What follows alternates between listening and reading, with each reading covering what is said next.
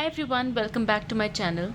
In today's video I'm going to show you how to make these beads. The tiny beads that you see, they look really beautiful. And I'll show you how to make these beads so that you can stick it to any kind of base. Okay, let's begin then. To make those you need nichrome wire. Take a round nose plier and gently bend the wire in such a way that it looks like a U, the letter U. Okay, and then snip off the edge. So here you are. So what we're going to basically do is take a tiny blob of clay and insert the U pin. Okay. The reason why you have to use only nichrome wire is because it's heat resistant. If you use any other metal like aluminium or copper, it will just melt away when in the process of firing the clay. So for terracotta jewelry, it's very important that you use only nichrome wire. Okay, so that is one kind of bead. And if you take the same nichrome wire and just snip it straight, and you have a straight line like this, it can be used to make something we call as a lollipop bead, simply or merely because it appears like a lollipop. So okay, here you go. Insert the stick to the bead and you have your lollipop bead. These are also very important in making terracotta jewelry, because you can make varieties of stuff with it. For this part I have used those lollipop beads. I just took a tiny circle and then inserted the beads, and this is how it appears.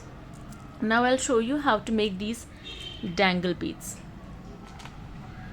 Again, for that you need to take the nichrome wire. Now this part can be a little tricky because you have to make two loops actually.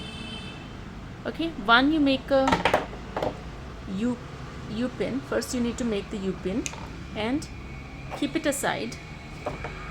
Then you have to make an I pin this time.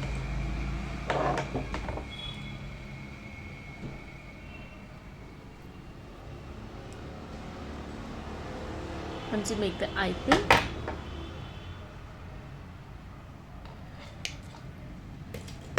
insert it into the clay.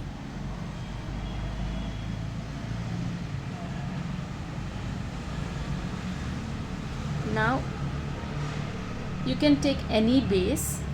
Okay, here I'll quickly show you a tiny stud base. I probably wouldn't be able to put any design on it, but I can simply show you how it actually appears when you insert that kind of bead. And I'm going to gently press it a little so that it looks like a stud.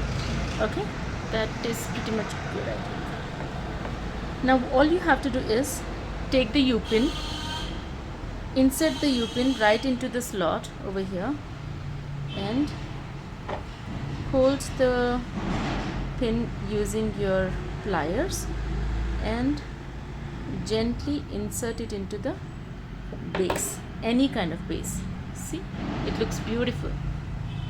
You can paint it as per your requirements, but this is just a tiny example that I'm showing. There are a lot of things that you can do. Okay, that's all for today. I hope you'll give it a try and do let me know in the comment section below as to how it went. If you have any queries, you can feel free to just ask me in the comment section. I'll be more than happy to address all your queries. Thank you so much. That's all for today. Have a wonderful day ahead. Bye.